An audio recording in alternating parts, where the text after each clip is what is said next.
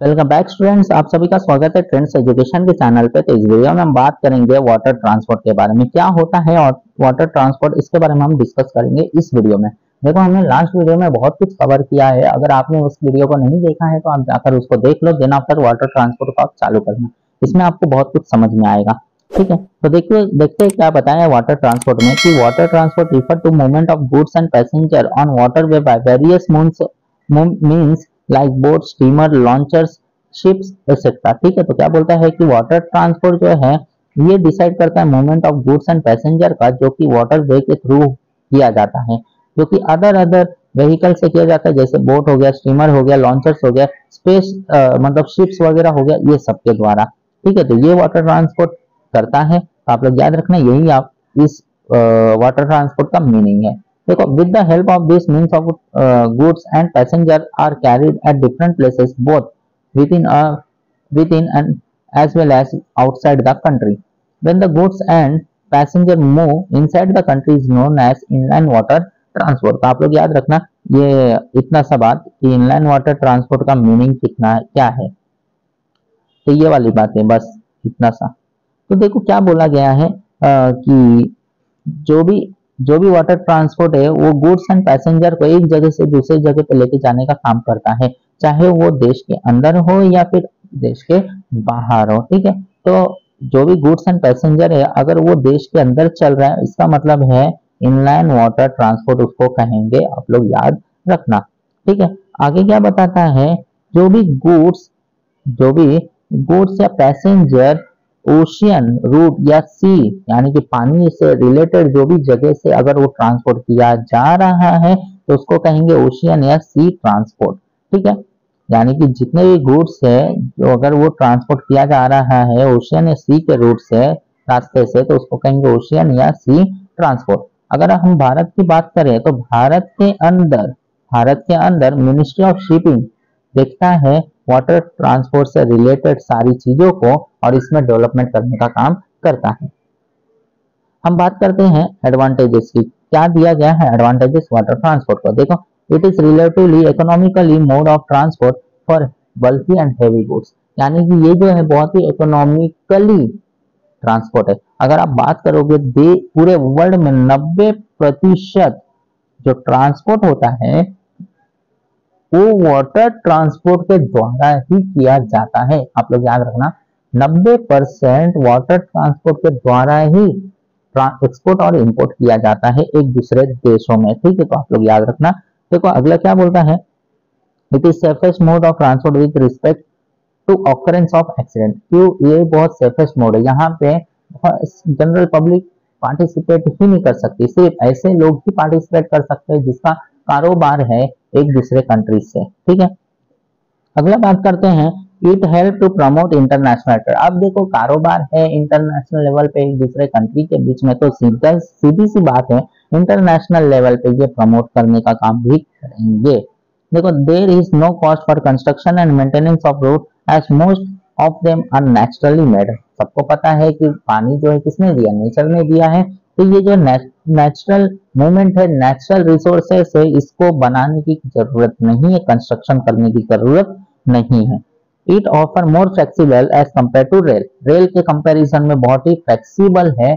अगर देखा जाए तो रेल टाइम के हिसाब से आता है, ये भी टाइम के हिसाब से आता है। रेल जो है स्टेशन टू स्टेशन कनेक्ट होता है, ये पोर्ट टू पोर्ट कनेक्ट होता है। ये किसी भी पानी पे चल सकता है, कैसे भी चल सकता है, लेकिन रेल रूट के ऊपर चल सकता है, उसको बनाना पड़ता है, लेकिन इसको बनाने की जरूरत नहीं है। अगला बात करते हैं डिसएडवांटेजेस के बारे में। क्या बताया है कि it does not provide door to door service. सीधी सी बात है, रोड के अलावा कोई भी door to door service provide नहीं करता। It get heavily affected by adverse weather condition. अगर वेदर कंडीशन खराब है तो ये ज्यादा अफेक्ट होता है। एयर ट्रांसपोर्ट और वाटर ट्रांसपोर्ट बहुत ज्यादा अफेक्ट होता है। It is comparatively slow moving transport. अगर चारों की बात करें तो चारों के अंदर सबसे स्लो चलने वाला वाटर ट्रांसपोर्ट है। More investment cost is involve in terms of port, ships, maintenance etcetera. अब इसके अंदर खर्चीला भी बहुत है, जैसे पोर्ट को बनाना है, बंदरगाह जिसको बोलते हैं हिंदी में, पोर्ट को बनाना है, शिप्स को बनाना है, या उसके खर्चे, मेंटेनेंस रखने के खर्चे जो होते हैं बहुत ही ज्यादा है। अगला बात करते हैं, it is subject to perils of seas. अब पल्स ऑफ सीज का मतलब होता है कि ये सिर्फ और सिर्फ ऐसे जगह पे ही चल सकता है जहां पे पानी है, that is not perils of seas. तो आप लोग याद रखना। अगला हम बात करते हैं मोनो एंड मेट्रो रेल। अब देखो मोनो और मेट्रो रेल क्या होता है कि ये ज्यादातर ऐसा ऐसा ट्रांसपोर्ट है जो सिर्फ और सिर्फ आपको अर्बन एरियाज में दिखाई देगा। कहाँ पे दिखाई देगा? शहरों में दिखाई देगा, शहरों के अलावा कहीं और दिखाई नहीं देता है। ठीक है, ये जो नॉर्मली देखा जाए, ये जो ट्रांसपोर्ट है जनरली ऐसा है जो कि पॉल्यूशन को कम करता है और इवन पॉपुलेशन को इजीली एक जगह से दूसरे जगह पे लेके जाने का काम करता है। अगर हम मोनो रेल्स की बात करें तो इसके लिए ट्रैक बनाया जाता है जो कि एक ही सिंगल रेल और बीम पे चलता है। देखो सिंगल रेल और बीम का मतलब क्या होता है, इसके लिए ट्रैक जो बनाया जाता है, आप समझना बातों को, जो ट्रैक बनाया जाता है पहले तो ब्रिज बनाया जाएगा, अब उसके बीच में ट्रैक नहीं बनाते। ट्रैक जो है मेट्रो के लिए ट्रैक बनाया जाता है ट्रेन के जैसा, लेकिन इसके लिए क्या बनाया जाएगा, इसके लिए वो दीवार बनाई जाएगी। मतलब ये क्या होगा, ये जो एक ही पिलर होगा, यहाँ पे भी एक ही पिलर होगा और इस पिलर को बांध कर चलेगा। समझना, इस पिलर को ऐसे बांधेगा और मोनो रेल आगे बढ़ते रहेगा, इस पिलर को ही बांधेगा, समझ में आ रहा है, और इसी को बांध के चलेगा, that is known as beam. उसी को क्या कहेंगे, बीम। तो ये उसके ऊपर चलता है मोनो। ठीक है, तो ये जो है नॉर्मली बीम के सिस्टम्स पे चलता है। बीम मतलब यही वाला जो मैंने अभी बताया, इसको बांध कर चलेगा, पूरा ढक कर चलेगा। ठीक है, तो आप समझना। ठीक, तो ये जो ट्रेन है वो ट्रेन कैसे चलता है, बीम और ट्रैक के ऊपर, कभी ट्रैक के ऊपर तो कभी बीम के ऊपर। तो इसका ट्रैक ही क्या है, वो बीम ही, बीम को ही बोलेंगे ट्रैक।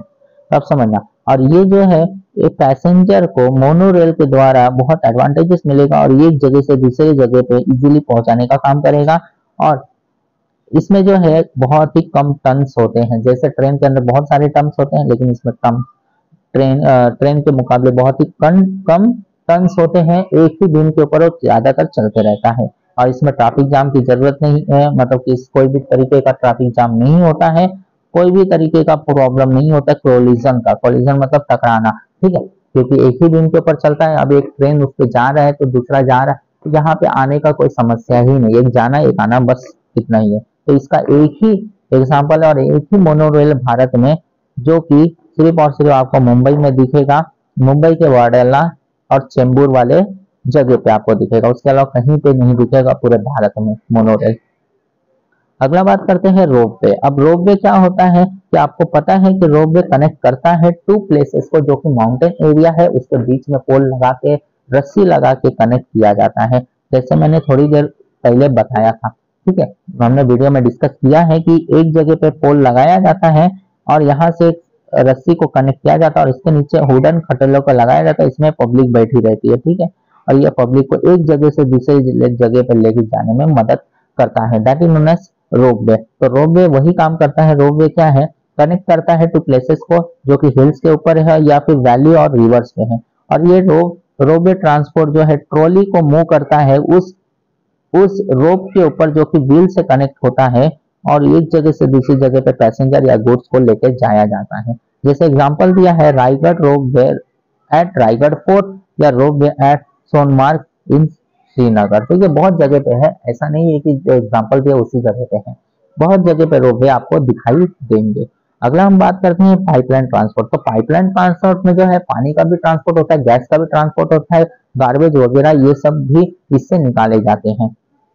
तो पाइपलाइन ट्रांसपोर्ट का मतलब क्या है, देखो गुड्स को भी सेंड किया जाता है पाइप के थ्रू, या फिर लिक्विड को भी सेंड किया जाता है, गैसेस को भी सेंड किया जाता है। ये शॉर्ट डिस्टेंस के लिए भी होता है, लॉन्ग डिस्टेंस के लिए भी होता है। शॉर्ट डिस्टेंस के लिए अगर बात करें तो सेवेज होता है, स्लरी और वाटर। ठीक है, यानी कि पानी का हो गया या फिर गार्बेज वगैरह निकालना है तो इसके लिए शॉर्ट डिस्टेंस का यूज किया जाता है। लेकिन लॉन्ग डिस्टेंस की अगर बात करें तो ये पेट्रोलियम या नेचुरल गैस के लिए यूज किया जाता है। तो ये था पब्लिक ट्रांसपोर्ट, आप लोग याद रखना, बहुत इंपॉर्टेंट है। ठीक है, तो अगर आपको कोई भी डाउट होगा हमारे टेलीग्राम ग्रुप में ज्वाइन हो सकते हैं। तो यहाँ पे हम समाप्त करते हैं ट्रांसपोर्ट का। इसी वीडियो के साथ आपका ट्रांसपोर्ट भी खत्म हो गया। अच्छे से आप लोग पढ़ना, कोई भी डाउट होगा तो ज्वाइन करके आप पूछ सकते हो, कोई इश्यू नहीं है। ठीक है, तो इस वीडियो में बस इतना ही। अब हम नेक्स्ट वीडियो में नेक्स्ट लेक्चर के साथ डिस्कस करेंगे नई टॉपिक के बारे में। तो तब तक के लिए टेक केयर एंड धन्यवाद।